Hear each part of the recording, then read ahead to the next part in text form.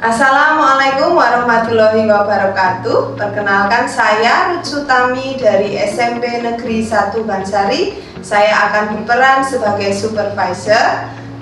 Dan saya Yusi Puspitasari dari SD Negeri Balesari. Saya akan berperan sebagai coach. Saya Judin dari SD Negeri Hulu. Saya berperan sebagai coaching. Kami akan melakukan percakapan untuk memenuhi tugas demonstrasi kontekstual modul 2.3 coaching untuk supervisi akademik. Selamat menyaksikan.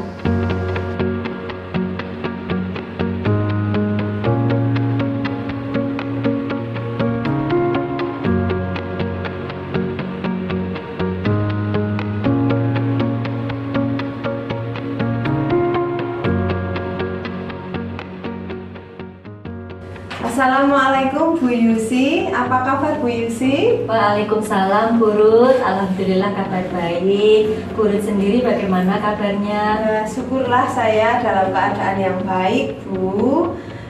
Pagi ini Ibu ada sesi coaching ya bersama Pak Judin ya? Benar Bu, rencananya nanti jam 9 saya akan melakukan coaching dengan Pak Judin. Ya, baik Bu.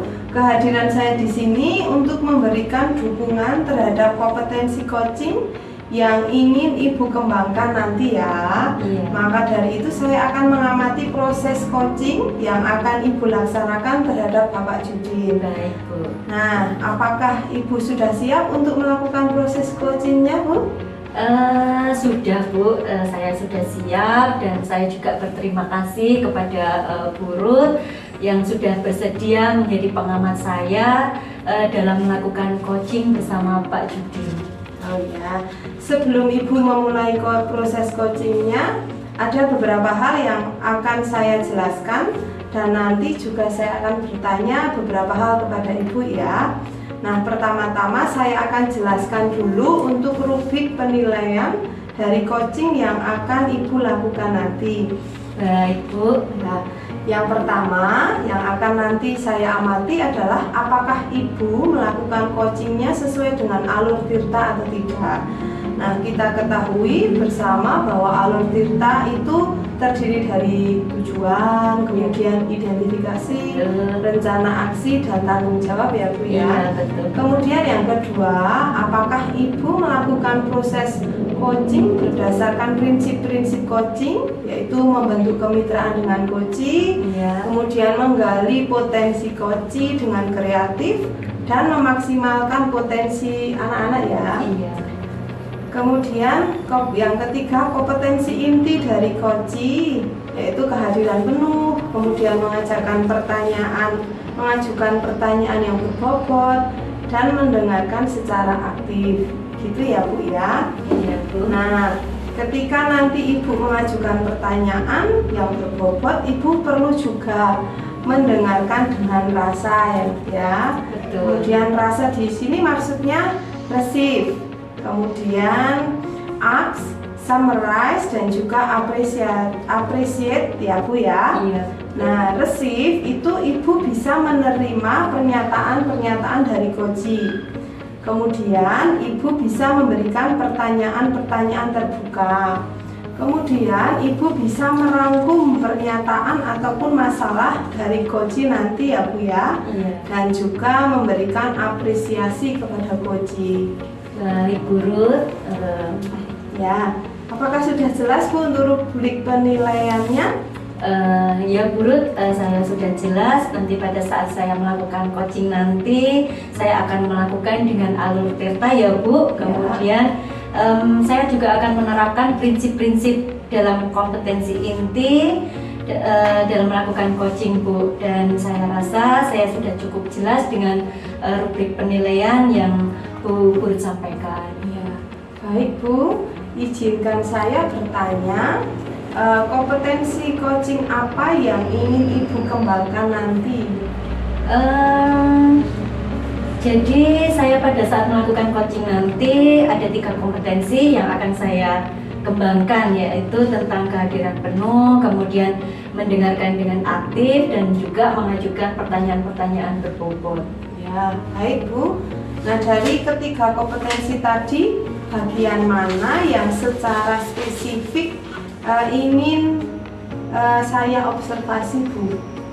Spesifik yang ingin saya diobservasi gitu ya Bu, yaitu mendengarkan secara aktif dan juga cara saya nanti mengajukan pertanyaan-pertanyaan berbobot itu kepada coach Bu. Oh, baik Bu, berarti fokus kompetensi coaching yang saya observasi yaitu mendengarkan secara aktif. Betul. Dan mengajukan pertanyaan-pertanyaan berbobot ya. Iya, betul. Kemudian seperti apa indikator ketercapaian dari tujuan pengembangan yang Ibu inginkan pada sesi coaching ini? Baik Bu, yang pertama saya nanti mampu menyimak dan saya juga akan lebih banyak mendengarkan daripada berbicara ya Bu, serta nanti saya juga akan bebas dari judgement, kemudian asumsi maupun asosiasi. Kemudian yang kedua, saya bisa mengajukan pertanyaan-pertanyaan terbuka dan pertanyaan yang berasal dari mendengar. Oh, gitu ya. Baik, demikian Ibu kegiatan pra-observasi kita kali ini. Terima kasih sudah menjabarkan begitu rinci, sama-sama, kemudian kompetensi yang ingin Ibu capai dan yang ingin saya observasi. Selanjutnya silahkan Ibu melaksanakan kegiatan coachingnya bersama Pak Judin. Nanti setelah selesai melakukan coaching kita bertemu kembali ya Bu ya, untuk kita berbincang sejenak tentang hasil proses coaching yang sudah Ibu laksanakan. Baik Bu Ruth, terima kasih sekali karena Bu Ruth telah bersedia berbicara ya sebelum saya melakukan coaching Bu. Ya baik, terima kasih Ibu. Ya.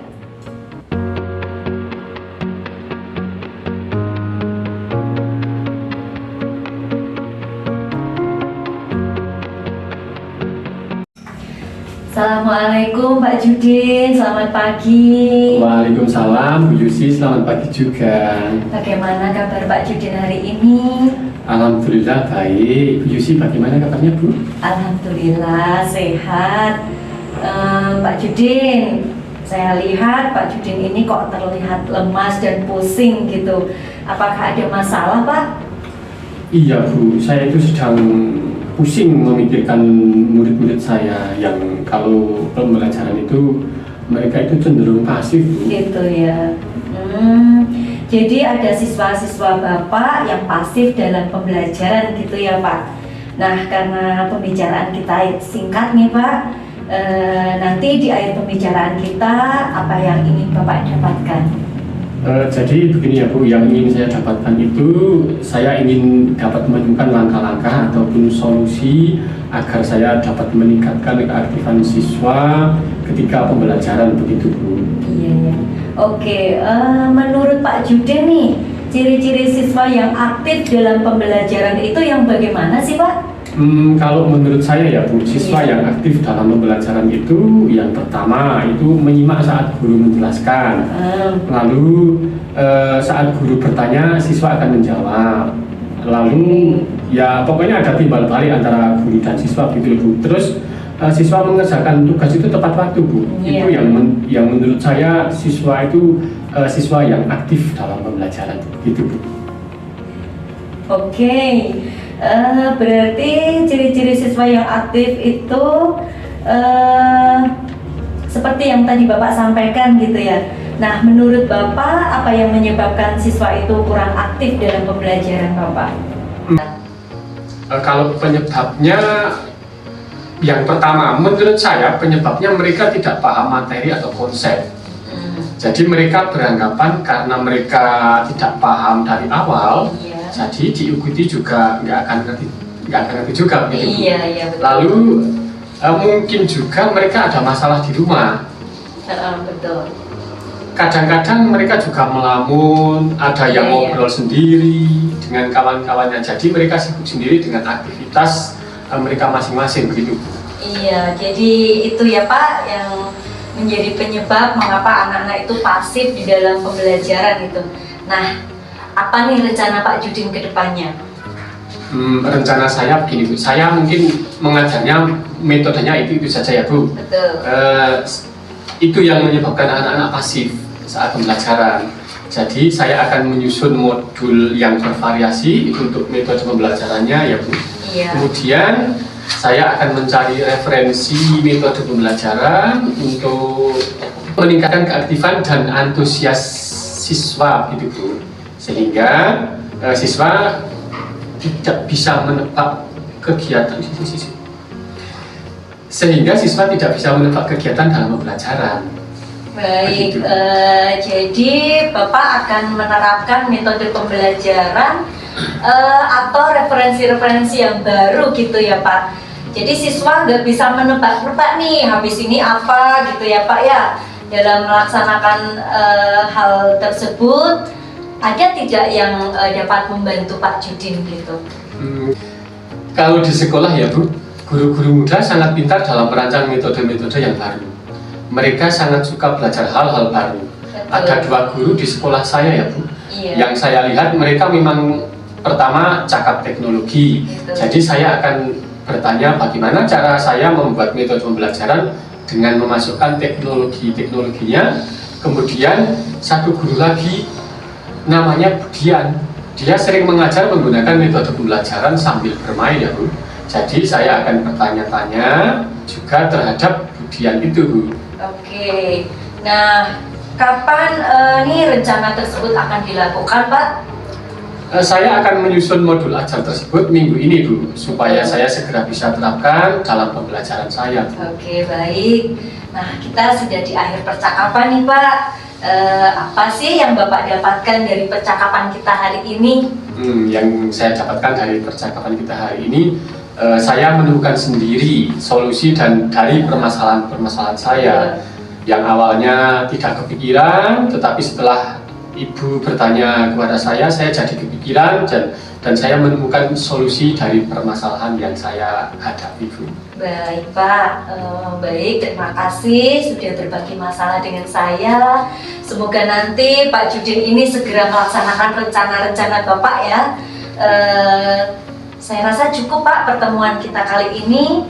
Ya. Silakan kalau Pak Judin mau kembali beraktivitas ya Pak. Saya akhiri. Assalamualaikum warahmatullahi wabarakatuh. Waalaikumsalam warahmatullahi wabarakatuh. Terima kasih ya Bu. Iya, silakan Pak Judin. Ya.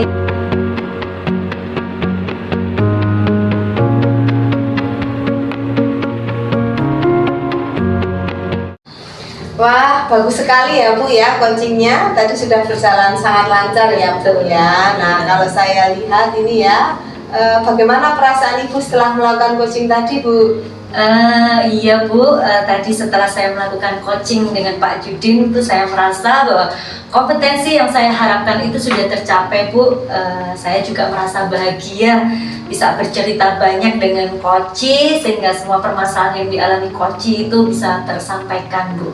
Oh ya, baik Bu. Nah, pada saat coaching tadi, jika merujuk pada indikator ketercapaian dari pengembangan yang Ibu harapkan pada kompetensi coaching tadi ya Bu ya, Iya. apa saja yang sudah Ibu lakukan pada proses coaching tadi Bu?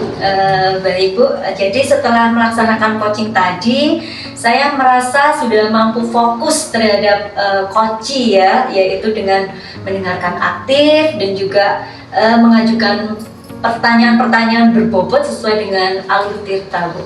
Oh ya, baik Bu. Berarti sudah tercapai ya indikator untuk pengembangan yang Ibu harapkan ya Bu ya?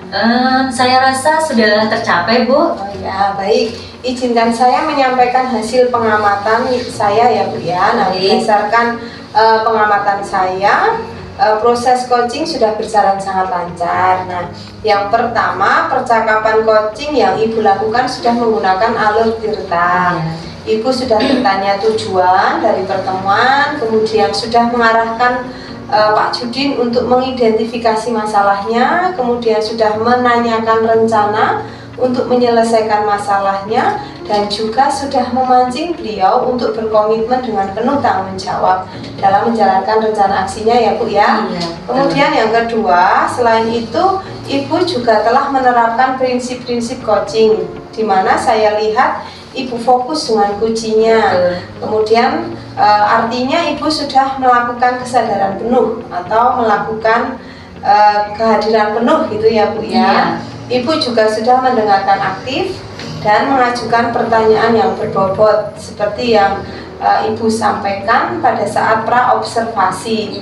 Nah, itu adalah fokus kompetensi yang ingin saya observasi ya Bu ya. Nah, menurut saya sudah sangat baik gitu ya, kompetensinya sudah tercapai ya Ibu ya. Nah, terima kasih Bu Ruth atas umpan balik yang sudah Ibu berikan kepada saya. Ya. Nah, Bu, dari hasil coaching tadi, kompetensi apa lagi yang ingin Ibu kembangkan?